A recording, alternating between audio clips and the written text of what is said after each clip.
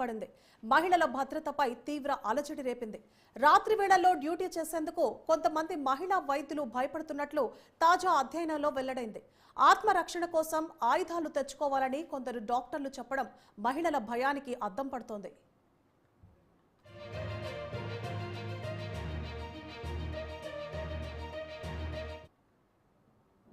వైద్యుల భద్రతా సమస్యలను అంచనా వేసేందుకు Indian medical association online survey నిర్వహించింది. 22 రాష్ట్రాలకు చెందిన 3885 మంది ప్రభుత్వ, ప్రైవేట్ ఆసుపత్రుల వైద్యులు ఇందులో పాల్గొన్నారు. ఇందులో 85% మంది 35 సంవత్సరాల వయసు వారే ఉన్నారు. అధికంగా పీజీ విద్యార్థులు సర్వేలో పాల్గొన్నారు. డ్యూటీ పరంగా 24.1% మంది నైట్ డ్యూటీకి ఇంట్రెస్ట్ చూపడం లేదు.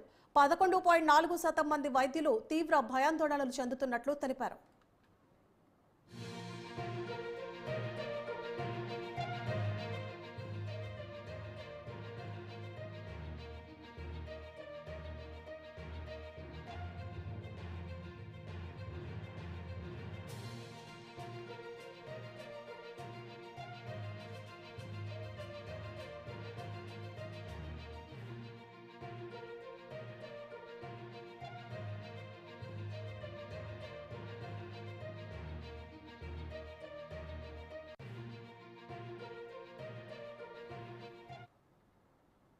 ఇక సౌకర్యాలపై కూడా సర్వే చేపట్టారు. ఆయా హాస్పిటల్స్ లో ప్రత్యేకించి వైద్యుల రక్షణకు అవసరమైన డ్యూటీ రూములు లేనివి 45% మంది, ఉన్న వాటిలో కూడా తాళాలు లేకపోవడాన్ని ప్రత్యేకంగా చెప్పారు.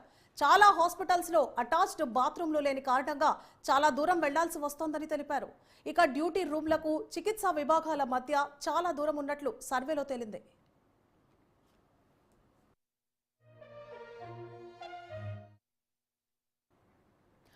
భద్రతా అంశాన్ని కూడా సర్వేలో చేర్చడంతో కీలక సూచనలను వైద్యులు చేయడం గమనార్హం.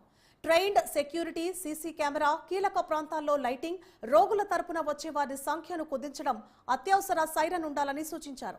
మొత్తంగా సెంట్రల్ ప్రొటెక్షన్ యాక్ట్ అమలు చేయాలని ప్రత్యేకించి కొందరు లేడీ వైద్యులు తెలిపారు.